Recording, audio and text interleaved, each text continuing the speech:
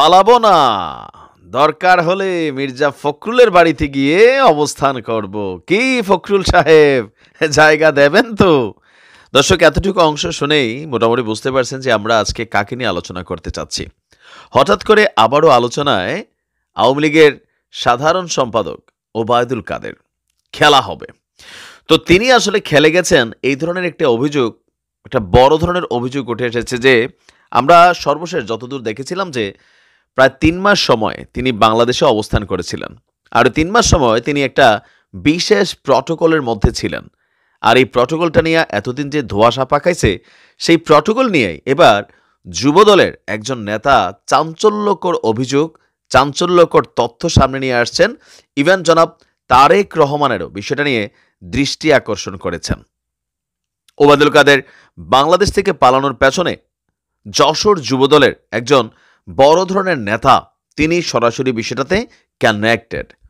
যদিও যার বিরুদ্ধে এই অভিযোগ, তিনি বিষয়টিকে অস্বীকার করেছেন। তো যেই যুবক আপনার ওবায়দুল কাদের সাহেবের ভারতে প্রবেশের বিষয়ে যুবদলের ঊর্ধ্বতন একজন নেতার বিরুদ্ধে অভিযোগ চলেছেন, তার নাম হচ্ছে এসকেন্দার আলী জনি। গেল 17 ডিসেম্বর দলের বিপরীতে সম্ভবত একটা পোস্ট দিয়ে বসছিলেন এই এসকেন্দার আলী জনি। পরবর্তী সময়ে তাকে তাৎক্ষণিকভাবে বহিষ্কার করা হয় যুবদলের পক্ষ থেকে। লম্বা সময় পর হঠাৎ করে তিনি ফেসবুক লাইভে এসে এই শিরোনামটা দিয়েছেন যে সঠিক তদন্ত চাই। বিএনপির ভারপ্রাপ্ত চেয়ারম্যান জননেতা তারেক রহমানের কাছে বরাবর আওয়ামী লীগের সেক্রেটারি ওবায়দুল কাদেরকে পালিয়ে যেতে সহযোগিতা করেছে যশোর জেলা যুবদলের যিনি সেক্রেটারি আছেন।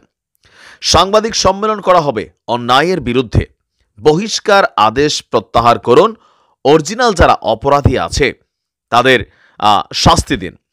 ফেসবুকে একটা লম্বা চূড়া লাইভ করেছেন। শেষ পর্যায়ে তিনি এসে বলছেন যে যশোর জেলা যুবদলের বহিষ্কৃত প্রচার সম্পাদক এসকেন্দার আলী 13 অভিযোগ যশোর ক্যান্টনমেন্টে লুকিয়েছিলেন বাংলাদেশ আওয়ামী লীগের সাধারণ সম্পাদক ওবায়দুল কাদের। একদম সেনাবাহিনীকে সরাসরি ডাইরেক্ট তিনি এখানে দায়ী করে বসেছেন। 5 তারিখের পর তাকে ভারতে পালাতে সাহায্য করেছেন যশোর জেলা যুবদলের সাধারণ সম্পাদক আনসারুল হক রানা। কিছুদিন আগে সিঙ্গাপুর গিয়েছিলেন যশোর জেলা যুবদলের সাধারণ সম্পাদক। বেনাপোলের পুটখালির গোল্ড নাসিরের সাথে টাকাও ভাগাভাগি হয়েছে। তার মানে তার দাবি হচ্ছে যে আপনার একটা হিউজ পরিমাণ টাকা ওবায়দুল কাদেরকে ভারতে অনুপ্রবেশ করা দিতে এই যুবদল নেতা হাতিয়ে নিয়েছেন, যে এখানে একটা সিন্ডিকেট কাজ করেছে। তার বক্তব্য, ঘাট শহীদকে ধরলে এই তথ্য পাওয়া যাবে। শুধু ওবায়দুল কাদের নয়, আওয়ামী লীগের বহু নেতাকে ভারতে যেতে সাহায্য করেছে যশোর যুবদলের সাধারণ সম্পাদক আনসারুল হক রানা। এই তথ্য সবাই জানে। এখন যশোর যুবদল দেখলে মনে হবে যুবলীগ হেঁটে যাচ্ছে। যশোর যুবদলের জেলা যুবদলের সভাপতি তমাল আহমেদ এবং সাধারণ সম্পাদক আনসারুল হক রানা দলটিকে যুবলীগে পরিণত করেছে। আমি রাজপথে মাইর খেয়েছি, আমার ভাই মাইর খেয়েছে, আওয়ামী ষড়যন্ত্রের কারণে পরিবার জেল খেটেছে, 17 বছরের নির্যাতনের শিকার এবং ত্যাগী হয়েও আমাকে দল থেকে বহিষ্কার করা হয়েছে। আমি আন্দোলন সংগ্রাম করব, ত্যাগী নেতাদের কেন বহিষ্কার করা হচ্ছে?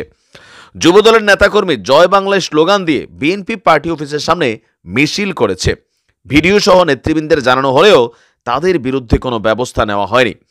তার বক্তব্য, গোপনে যশোর জেলা যুবদলের সভাপতি তমাল আহমেদ সদর উপজেলা আওয়ামী লীগের সভাপতি মোহিত কুমার নাথের সাথে মদের ব্যবসাও করেন। যুবদলের সভাপতি সাধারণ সম্পাদক মিলে যুবলীগের সন্ত্রাসীদের দলে নিয়ে এসেছেন, যারা বিএনপির অফিস ভাঙচুর করেছে, দলের নেতাদের ছবি ভাঙচুর করেছে, তারা এখন যুবদলে। এখন যুবদলের সভাপতি সম্পাদক বলছেন 5-7 কোটি টাকা খরচ করে কমিটি নিয়ে আসবেন।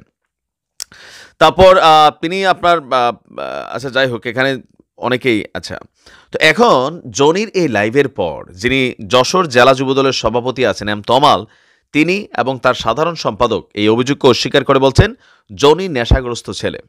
বিতর্কিত কর্মকাণ্ডে জড়িত থাকায় জেলা বিএনপি এবং জেলা যুবদলের সুপারিশে কেন্দ্রীয় যুবদল তাকে বহিষ্কার করেছে। এই কারণে সে উন্মাদ হয়ে গেছে।